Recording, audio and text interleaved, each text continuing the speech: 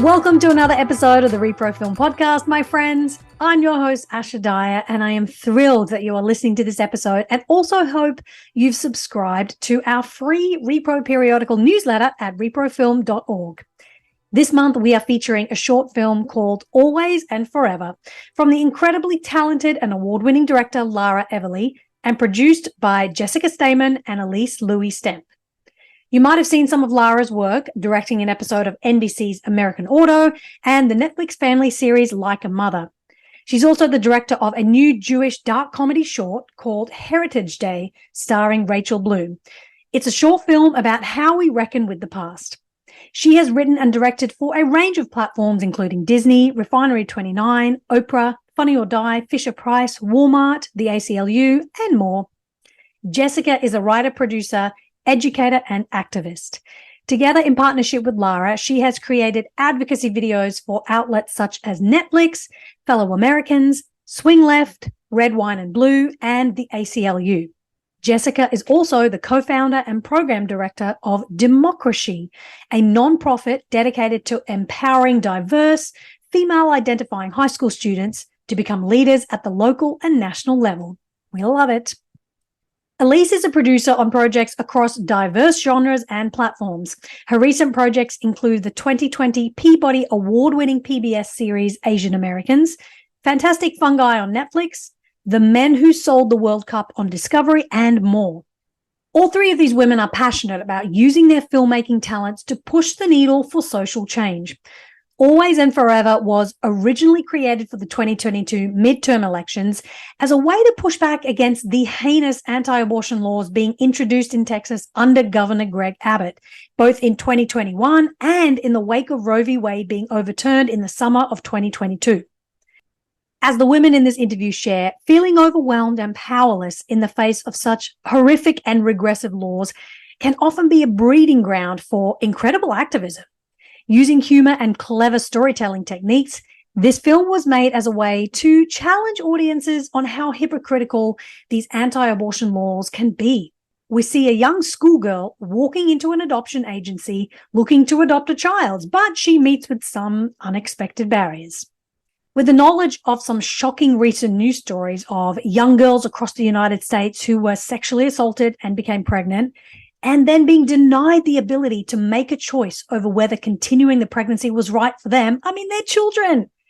Always and Forever makes for the perfect reality check about America in 2023, as we see a massive slide backwards in reproductive freedom.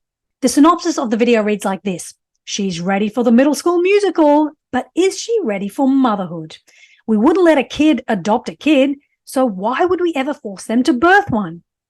It is a tough topic, a necessary discussion, but as Lara, Jessica, and Elease share in our interview, filmmaking, storytelling, and humor can often be a powerful way to help us see a unique perspective on something and potentially change our hearts and minds. And hey, with 26 million views on social media and counting, clearly it is hitting the right note. Welcome, ladies, to the Repro Film Podcast. It's so great to be speaking with you. I love doing podcast interviews with people who I know and have worked with and who I know are just badasses. So thank you for joining me today. We're excited to be here. I love that we get to feature Always and Forever this month. It's such a powerful film. It's a really great message. And before we get into all of that, I'd love to find out how the idea came about and why it was made. Sure. I'm going to have Jessica jump in because it was her gestational idea. Thanks, Lara. So like anybody with a heart or a uterus, I was devastated by the Dobbs decision. And I've always been an advocate for reproductive rights, as have Lara and Elease, I know. It was definitely percolating on what kind of content we could make about this issue, because this is how we deal with issues, is we make content to try to move people and change minds and hearts. So I actually was on a jog one morning and I was thinking about a friend of mine who's had to go through pretty crazy hoops to adopt her child. This is a professional woman and yet had home check and background check and interviews, all this to get a child. And it just struck me the irony that meanwhile we have kids who desperately don't want to have a child who are being forced to. So I came up with this idea of like a a child goes into an adoption agency and what they would say. And I brought the idea to Lara, who I've collaborated with on like 15 projects, a lot of projects. And she liked the idea, which was really exciting. And I wrote the first half and I couldn't crack the ending. And Lara came up with a brilliant idea. I was like, as I said, we start with a girl coming into an adoption agency to adopt, and she's obviously too young, and I couldn't crack the ending. And then Lara came up with a brilliant and I think heartbreaking idea of ending the piece with another 12-year-old girl coming in, but she's looking for an abortion clinic, and unfortunately, it doesn't exist anymore. So anyway, that was the genesis of the idea. We wrote it together. We set Lara to direct, and then we brought on the brilliant Elease to produce it, because Elease makes things happen in a very magical and incredible way. And it took a while to find financing, but we ultimately found financing, not much, a little tiny bit of financing, and we made it. Anything to add, ladies? Yeah, just that it was sort of the little project that could. We kind of reverse engineered the project into an existence versus, the financing already being in place. We had the idea and we had to personally shop it around and push it out into the ether and kind of procure our own nominal funding to get it made. And then even after that, we had to do our own strategic outreach as far as distribution, which wasn't much, but then it took off and became viral and caught fire. But it was definitely one of those things where it really started with just like a few moms, a few humans behind the idea, pushing it out, trying to get it made. And I'll just add that, when Lara came to me and said, "Hey, are you busy these days?" And I said, "Yes, absolutely, I am busy." She goes, "Great, here's another project for you." And I had actually worked with Lara on a couple of narratives and a couple of docs. And truly, she did say at some point, "I'm so sorry I roped you into this." But I couldn't have been more glad, because it was my first project with Jess, who's a brilliant writer and producer on her own. And it came out so well, and it was so well received that I am so proud of it. And, so here we are. I love the way that it really ignited such a big conversation and just struck a chord with so many people, obviously, given the Dobbs decision. Can you talk about the reception on social media from voters, from other organizations, and how it kind of caught fire among a lot of big political accounts, especially?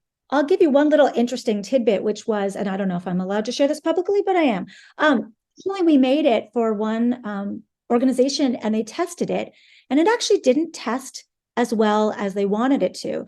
I think because test audiences are used to seeing a certain kind of content about reproductive rights, and this was different, and they didn't know how to rate it on the testing system. So the distribution strategy ended up changing. And instead of going with that organization, we ended up sending it to other organizations who cared about reproductive rights. And then we knew there was an organization called Mothers Against Greg Abbott, who was putting out content, and they ended up putting it out. And I had a funny thing.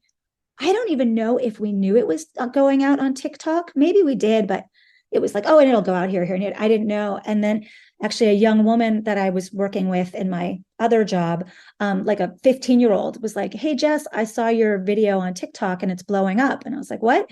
And she's, "Oh, yeah, it's got 3 million views." And then Elease, Lara, and I started getting on TikTok, and we just saw it go up till about like over 22 million. It was crazy. Yeah. And Lara, do you want to talk about some of the comments? Because they were pretty amazing.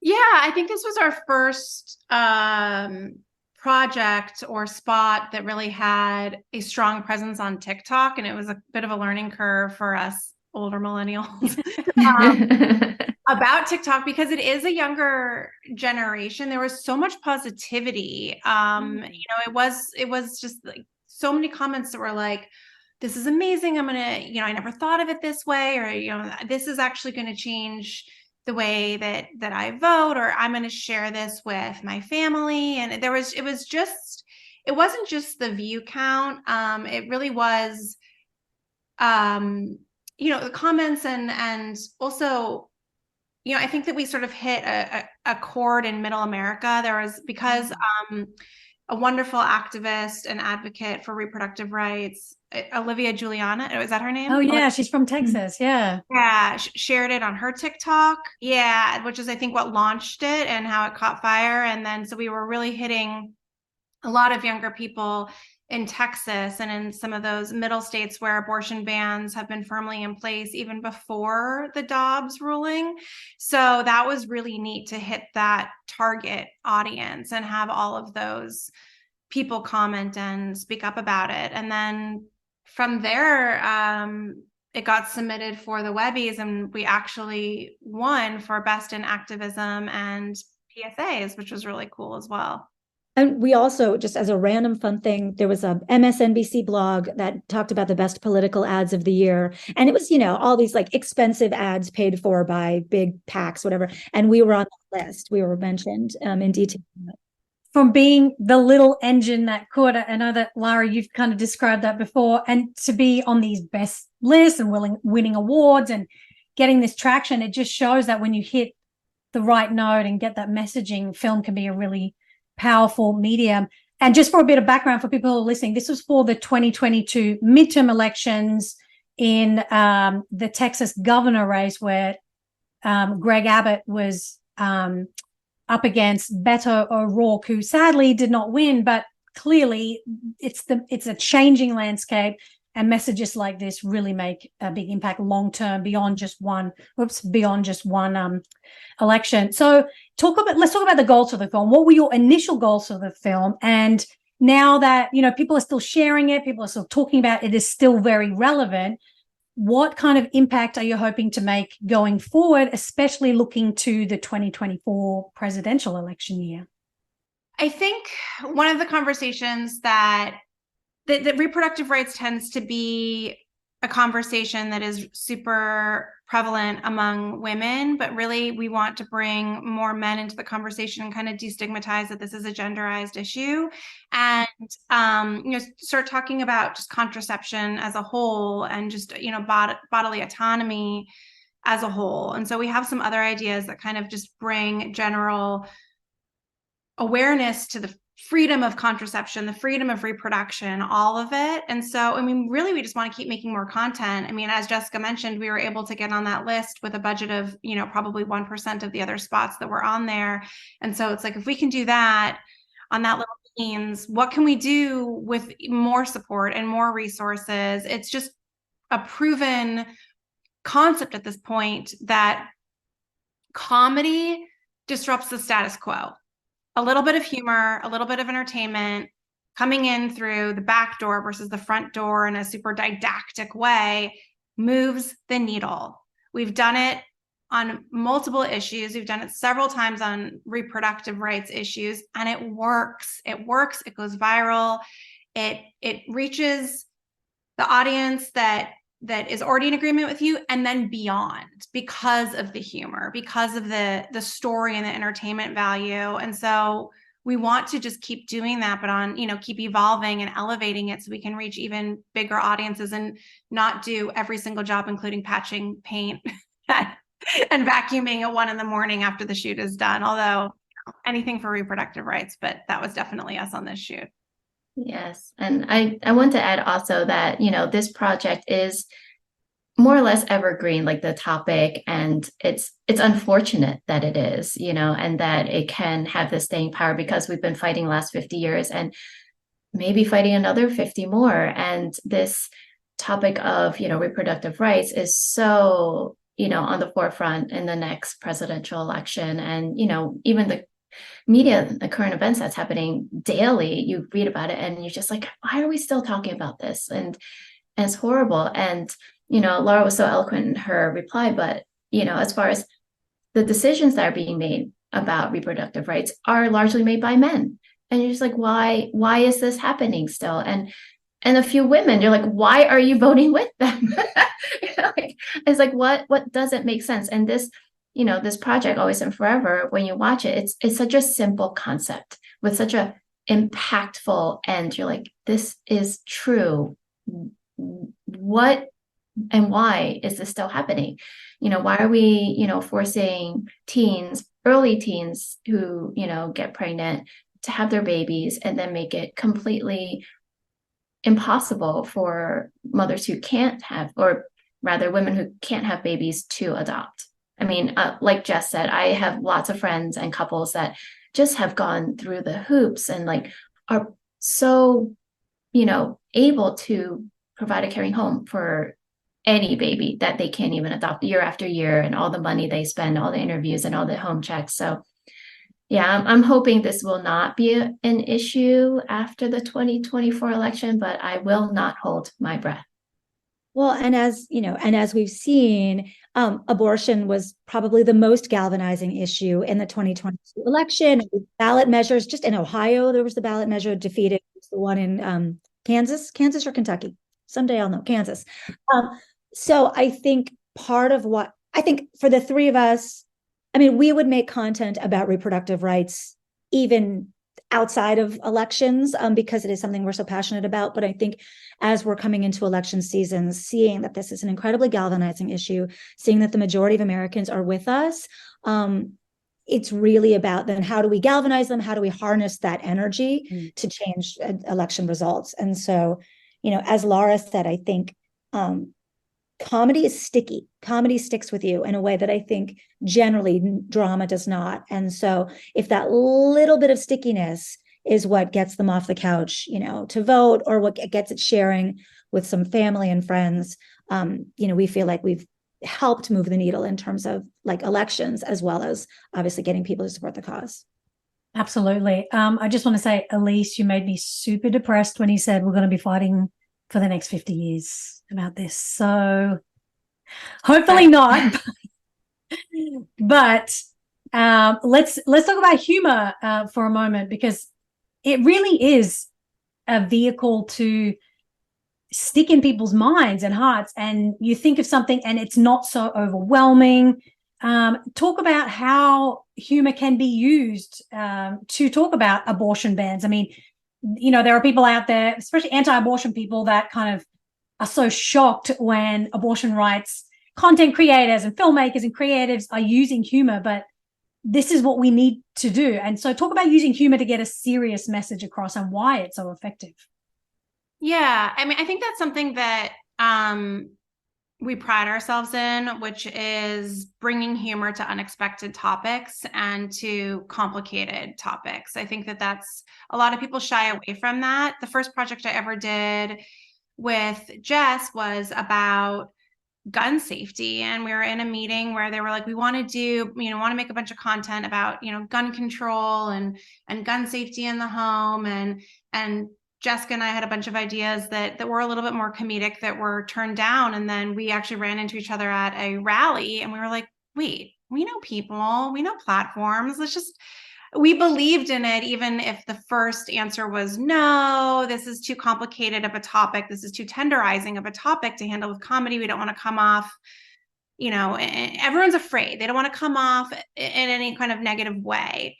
But there is a huge benefit to taking that risk, because comedy reaches more people, and it literally sits in your brain in a different way. And people want to click on it. Even I, we're all activists here in this podcast. I don't necessarily want to watch super depressing things because I'm already so worked up about things. So someone sends me a video and I know it's going to enrage me or upset me, I often don't want to click on it. But if I know it's going to make me laugh or smile, or I watch it. And there is a way, like the way that we process humor in our brain is chemically different than the way we process things that are traumatizing and dramatic. And so there is a real honest tool about it. And just side note, big project that I've been working on with Elease, it's now playing film festivals, is bringing humor to the topic of the Holocaust. So bringing this particular group together, Elease and Jess are like my two work wives that have helped me master bringing humor to difficult topics. So this was sort of my dream team to be like, great, lovely. My two work wives, we're all going to work together and like make this project on very little money.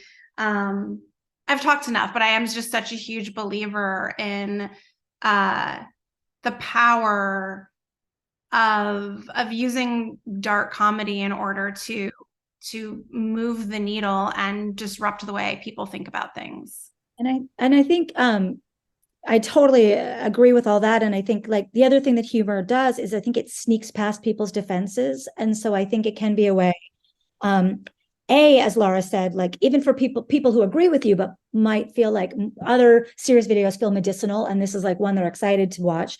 And then even people who might not agree, but you're watching something, you're laughing. And the way that we usually do is, we start with the humor, right? You get them laughing, you get them engaged, and then you come in with the punch at the end.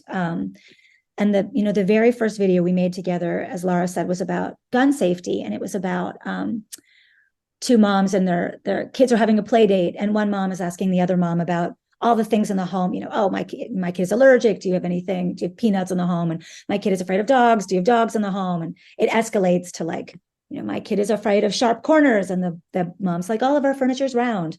Which line that always makes me laugh. But the one thing that the parent does not ask about is there a gun in the home? Until, of course, the little girls discover a gun. But I will say we made that video 5 years ago, and I still have people who come up to me all the time and say, I think of that video every time I go on a play date, and now I ask about guns in the home. And I don't know. I feel like maybe they would be the same for a more tragic video, but I think there was something about the humor of that caught them a little bit unawares, and that it made it stick, I think. I agree. And just on note of humor, it's like you can all recite like, kind of punchlines from movies because they stick with you. You don't recite any like depressing, like last words. Yeah, that's so true. And I love what you said, Jess, about it sneaks past your defenses. I mean, that's such a way to encapsulate the power of humor. So kudos to all three of you for doing this. I think it's really, really, really fascinating, and also encouraging to filmmakers and creatives that if you have an idea, you don't have to have the $1 million budget. You just need a bunch of good work wives and a good village around you to make it happen. So that's some good encouragement. Switching gears a little bit, let's talk about all three of you are mothers. Well, actually, we're all mothers on this podcast. This is really great. We're a village of mothers.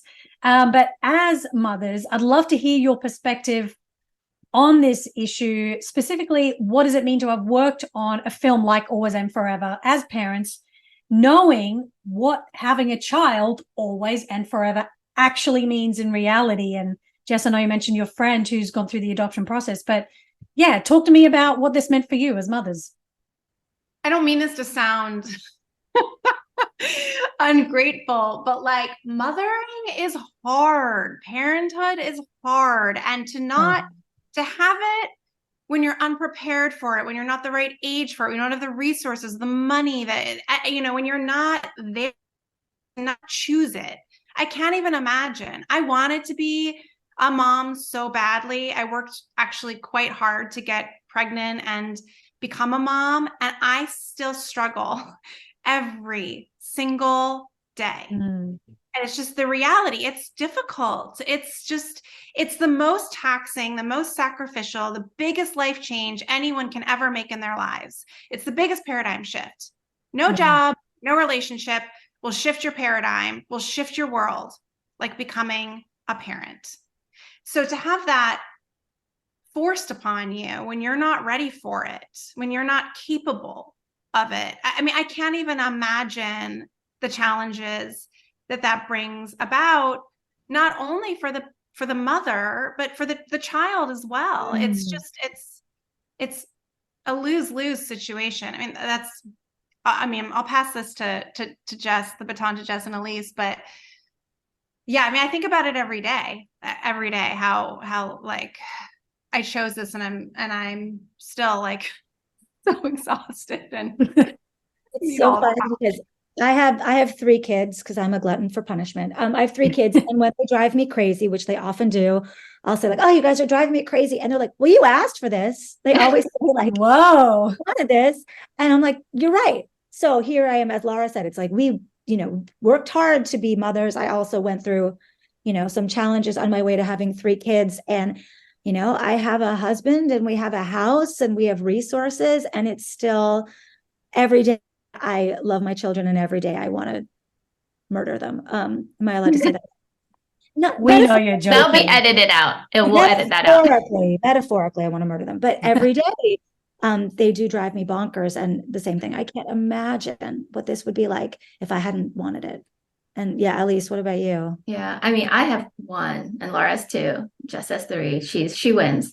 But just reiterating just how hard it is. Every day is hard and every day is the best because this is what we chose. It is a decision that, we may have not said intentionally, oh, we're going to get pregnant, but I never not wanted to be pregnant at some point. So I did have resources in place. I did have a very supportive partner and we still struggled and we still struggle daily. I have an 11-year-old now. So when we were making Always and Forever, so many times I would just think about like my child in that position, like being 11 or 12 and pregnant and like one, it's like one, what information did I not impart on her to have gotten to that point? Like, I mean, we can have a longer discussion and maybe a different project about contraception and like, sex education, but that's a different day. But it is so scary. Like, I mean, I wake up some days, I'm like, how did, I get entrusted with a child? Like, barely make it through the day myself, but you fake it. I mean, honestly, so much of parenting is faking it. They're fed. They might not be clean, but they're sleeping clean bed. enough. It's clean enough. You pick your battles, and yeah, it is a struggle. So to have a nuclear family, as we'll call it, struggling. I can't imagine a teen with no other support. Just raising a child and that's her future. Like her future has pretty much been taken from her. I mean, it's not in every case, but statistically that does happen. Yeah, I think it was interesting that Jessica and Elease both had kids that were the age more or less of the girls in the spot. So it was very close to home. And I also just wanted to share that the two girls that we cast were both 12. There wasn't like 17 playing 12. Like these are genuine 12-year-olds playing 12-year-olds. And it just also goes to show 12 can look like a lot of different things. Everyone develops it at different stages. And, those are two girls that are having very different experiences of 12. And that's very much just the reality of that age. Yeah, it really is terrifying to think about it. And I know maybe you all have seen this article. It was this week or last week on time.com. And there was a girl in Mississippi, I believe, a teen girl who became pregnant and she and her parents wanted to terminate the pregnancy because she's so young. She's still in school. And because all the states around them and the state that they're in, all abortion has been banned or nearly banned, and the travel was just unfeasible. They weren't able to do that financially. And so she was forced to continue the pregnancy, and just the ramifications of that, living in a country where there's such high poverty rates and, there aren't enough resources for teen parents and things like that. It just really brings all of that, back. And so a film like this can just use that humor point to open up all of those discussions and make it really powerful. So yeah, and sometimes when I think about, holy crap, I am in charge of two humans, like it's very terrifying. So I try not to think about it too much. And I love hearing other people's perspectives so I don't feel as alone. So beyond. Oh, sorry. No, go ahead. Oh, no, I was just going to say too, this is like unrelated, but I just finished a project that was a doc series about single mothers going back to college to get their degrees. And it was just sort of like a tale as old as time. Every single one of those single mothers got pregnant early, didn't have the support from the partner, raised the kid on their own, dropped out of high school, or didn't think they couldn't go to college because they were raising a kid. And now at 10 years later, whatever it might be, and they've got like 8-year-olds, they're trying to go back, get a degree so they can get a better job so they can make more money. But it was just, we featured probably 10 different moms and it was like, woo, same story, here we go.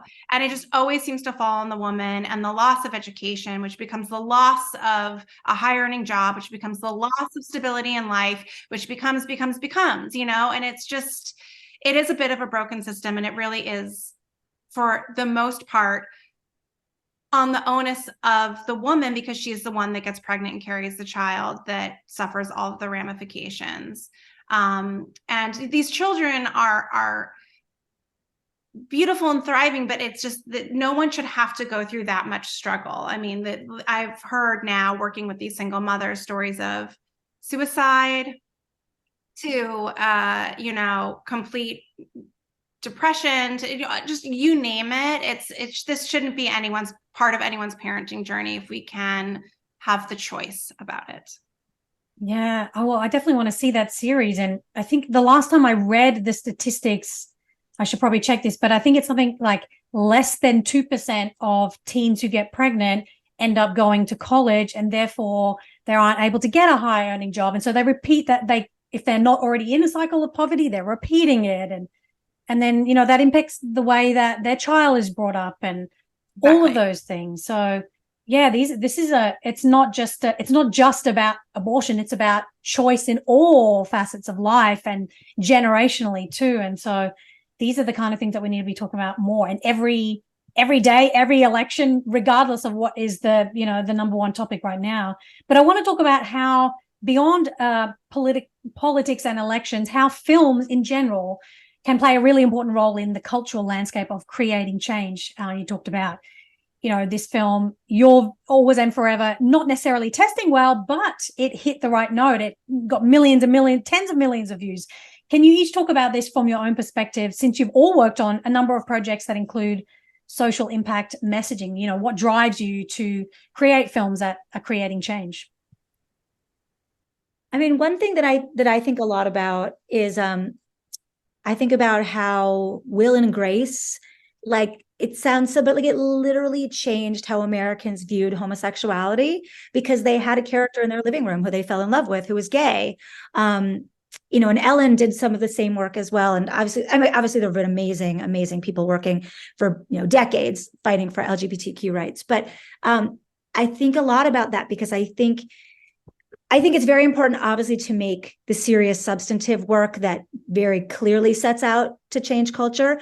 But I also think just having characters who have different backgrounds and different lifestyles, like that ultimately is what changes people's hearts, I think. And so it thinks, again, when we talk about approaching things through humor, and again, not saying that humor is the only way to approach it at all.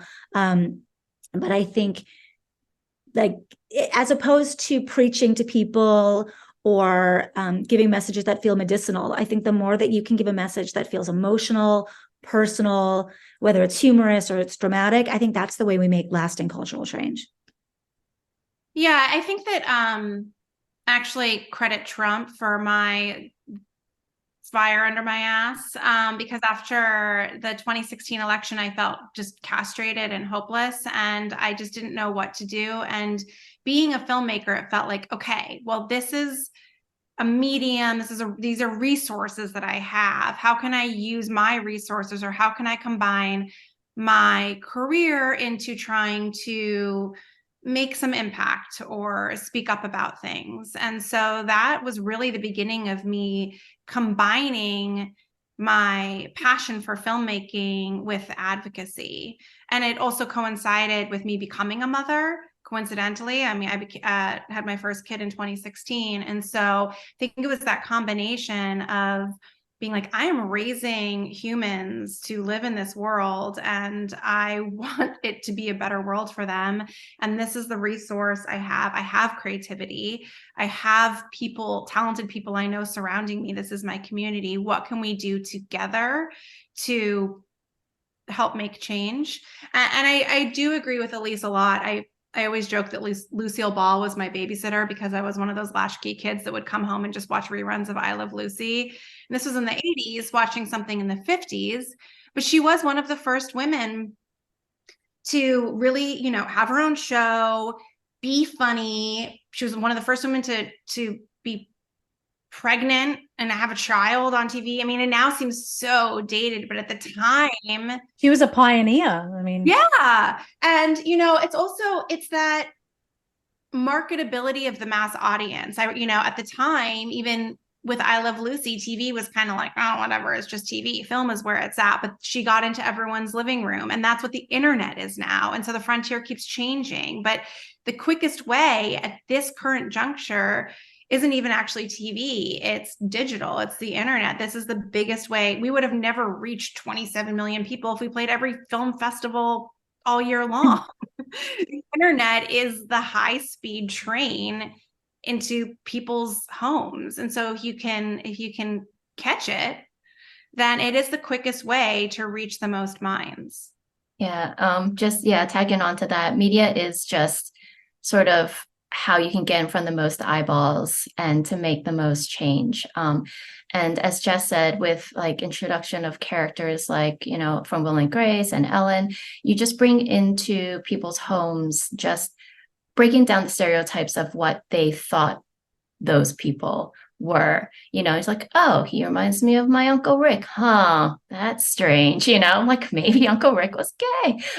Or like, it's like, it does just help humanize the issue and create more similarities than differences, hopefully. And ultimately, even if there are differences and people take it to the extreme, they're still talking about it. Like, in like this whole Barbie movie thing. I don't know if you saw that, like with the Bible bat or whatever. I'm like, well, at least they're talking about it, even though it's absolutely ridiculous. I'm like, they'll take anything and weaponize it these days. But yes, making media is slightly faster than knocking on everyone's door in the country and talking to them personally. Just slightly. Just slightly. Yeah, I love the way that it's like what you said, it's humanizing and normalizing it and bringing these concepts and ideas into our lives that we previously thought were perhaps a little scary or intimidating because of political messaging or whatever. Now it's like, oh, I know these people. I can relate to this story. So yeah, I think that's really, really fascinating. But the thing about Hollywood right now, is we are seeing these huge strikes. So there's a writer's strike, there's an actor's strike. It's been going on for a while now, a couple of months. It's a historic strike. The last time I think both of these unions struck together was in the 60s. And of course, the previous writer's strike was in 2008 or 2009. But this is big. I mean, this is coinciding with a number of other different industries and unions striking and demanding better pay and equitable conditions. So can you each talk about how this is impacting you as filmmakers and actors and creators, and why the strikes are important for the industry right now and for everyone? The orchestra of crickets outside every night gets louder and louder. I know Lara and Jess can speak further to this. I work largely in documentaries when I'm not working with Lara and Jess. So there is a part of that industry that is mainly non-union. So I can't say we're not affected by the strike, because a lot of distributors and funders and production companies are very gun shy to do anything right now. So it is slow across the board. But it also is interesting because a lot of networks or streamers say, oh, well, SAG's on strike, we don't need them. Writers are on strike, we don't need them. Let's make documentaries. I'm like, dude, docs are not here to be a weapon against, union work, because we don't have any union representation. Like as documentarians, largely we're just always hustling, and all of us on this podcast have side hustles. That's how we can possibly get through the day, paying for, our rent or mortgage or, food. It's insane. And it's sometimes feast or famine, and we overwork ourselves and, just stretch ourselves too thin, and we fall into ill health or, mentally, physically. But unions should be there to be fighting for our, living wage, fair wage, access to healthcare across the board, so that we can take a break. So I feel like documentarians that I know and producers are on the picket lines as well, because if the Writers Guild and the Screen Actors Guild gets what they're asking for, we're hoping that we're not far behind to unionize and have representation this way as well. So we'll strike as long as we need. Solidarity. I love that. It's complicated because it deals with, profit and AI and copyright issues. So sometimes I feel like I'm not the most equipped person to talk about it, but I am a member of the DGA and a member of SAG-AFTRA. And I mean, the heart of it is that streaming is this aggressive vertical integration where it's just this real top-down model where there's basically like a few CEOs that are earning all the profits from streaming, and then all the people that are actually creating the content, can barely pay their mortgages, can, like Elease said, qualify for health insurance. And it's not just the writers and the actors. There's so many workers in the entertainment industry, from wardrobe to set design to grip, gaffer, teamsters, everyone. This is a huge community of workers that have been fighting tooth and nail in this industry that is honestly quite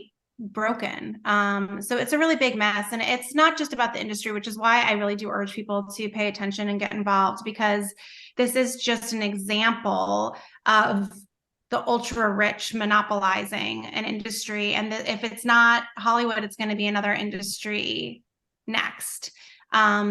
And AI is coming for us all. So to act like, oh, well, this isn't really my bag, frustrates me. I mean, frankly, if you watch TV, if you watch films, if you watch any kind of content, this affects you. And that's literally everybody in the world.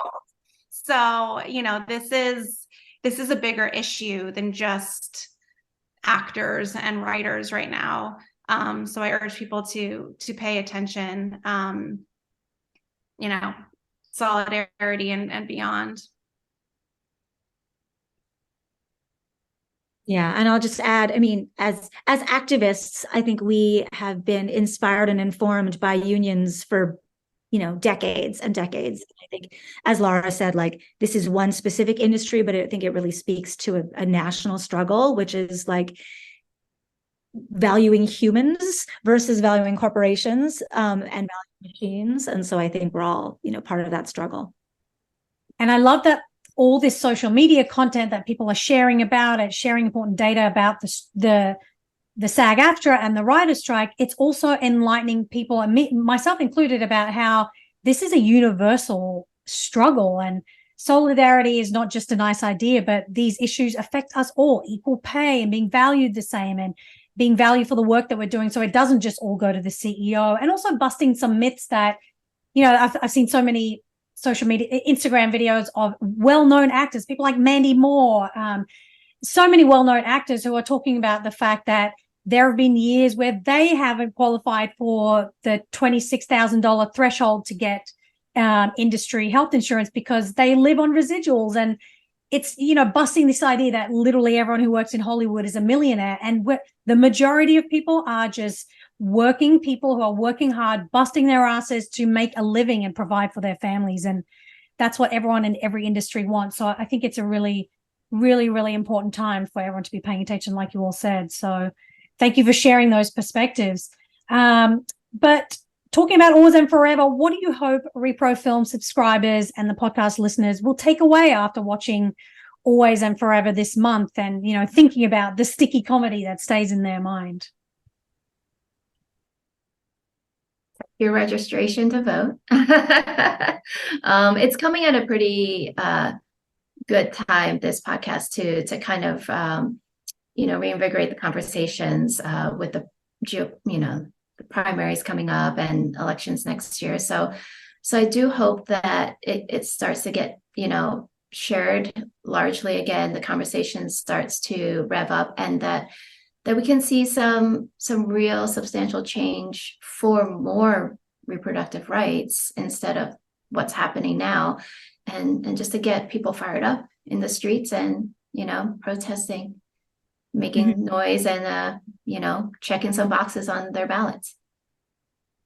I mean, I would add to that. Now, this is not in the video, but since we have people listening, if you are inspired by the video and what we're talking about here, also just a reminder that right now, the way the world is set up, right, it's state houses that are making the decisions about the bodies of women in those states.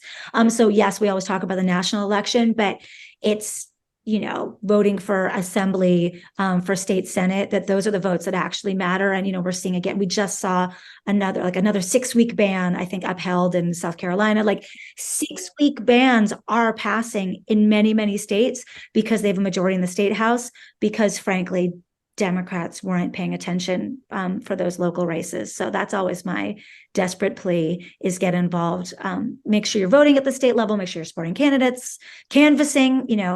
As Elease said, what's great about social media is it reaches many more people than going door to door. But in those local races, going door to door is really powerful and important. And so doing that for local representatives.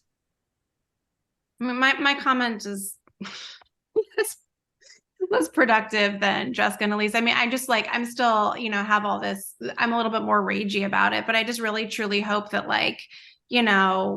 some of that blonde fragility, to quote Ken, down kinds of videos, just enough is enough. Like, if you care about your freedom, then allow other people to have the freedom to make choices about their own body, whatever that might be, trans rights, abortion rights, all of it. I'm done. I'm sick of it. Enough is enough. You heard her. You heard the woman. Enough is enough. And just to add to what Jess was saying, there's something that I've been paying attention to more is district attorney races, attorney general races, because those are the people doing the prosecuting of these heinous laws that are being implemented in these states. So yeah, local races are very, very, very important. Well, what's next for you all? I know you talked about the industry being a little bit slower now because of the strikes, but can you share what you're working on, how we can follow you, how we can keep up with all the amazing work that each of you are doing? Yeah, I mean, it is slow AF over here in Hollywood. If anyone has some pockets of change and want to make some advocacy work, reach out. We've got a plethora of ideas. I will say, Elease and I have a film together that is playing the film festivals now, and there's 2 screenings coming up in October that are local to Los Angeles. But you can follow us on social media to get those updates. The film is called Heritage Day. It has its own Instagram handle, Heritage Day Film. This is the one that I mentioned that brings humor to the topic of the Holocaust.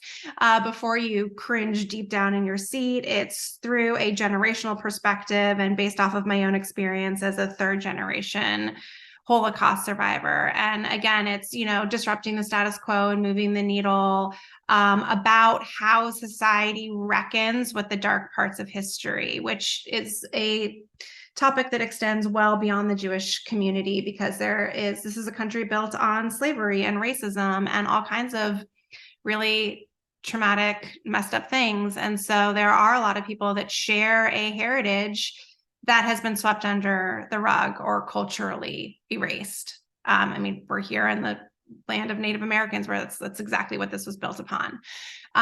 So it is tackling this huge topic of connecting to that heritage and teaching the next generation and to be a little bit more informed and conscious about it. But again, through the lens of dark humor. So that is something that is happening now. And what else? I've got some things that I'm hoping go through, get the SAG waiver, a pilot, a mom-com feature. So yeah, we'll see if they get the waiver and I can actually pay my bills, because it's getting real stark over here. We are always there will be more videos coming from the 3 of us. I'm sure. We're not sure what our next one is, but we remain very passionate about making videos, particularly about reproductive rights, also LGBTQ rights and voting rights. So if anyone's funding such content, please let us know. When I am not writing and producing, I actually am co-founder and program director of a nonprofit called Democracy, which everyone might be interested in hearing about because it speaks to a lot of things we've been talking about in this room. But Democracy basically empowers diverse female identifying high schoolers to become future elected leaders.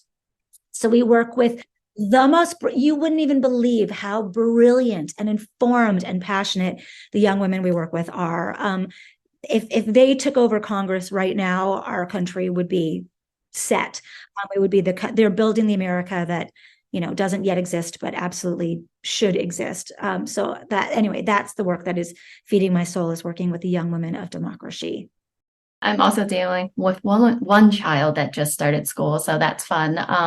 But when I'm not working with Lara and Jess, I also work at UCLA Center for Climate Science. So I am supporting a research team there that is, working towards sustainability and just at stakeholder level. So that fills my bucket a little bit to, move the needle. And I am also working on a project about electric vehicles, a documentary that is slow going, raising some money, trying to every day, one foot in front of the other, just making sure that, I'm still sane and taking care of myself. I'm trying some self-care. So that I'm ready for the next fight when it comes.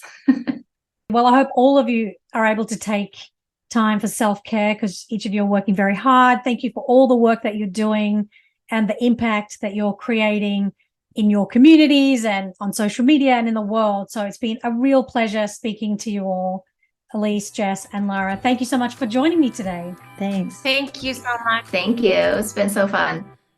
Always and Forever is available to watch on the Repro Periodical during September, so be sure to subscribe at reprofilm.org.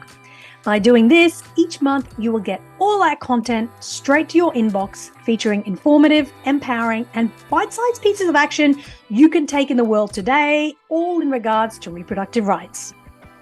In the lead up to 2024, where we are going to see a ton of misinformation about abortion specifically, remember that abortion rights are a winning issue across the country, and films like Always and Forever are pushing the needle in the direction for positive change. I hope you'll share this episode with a friend and help us spread the Repro Film message and mission. The Repro Film podcast is executive produced by Mama Film, hosted and produced by me, Asha Dahya, edited by Kylie Brown, with original music by Paris Jane and Maurice Anthony. The Periodical is programmed by Neha Aziz and written by Emily Christensen. Alex Scambardi is our social media manager. You can also find us on social media at ReproFilm on Instagram and at ReproFilmFest on Twitter. And you can also find additional video content on our YouTube channel at reprofilm.org. Bye for now. I look forward to seeing you next month.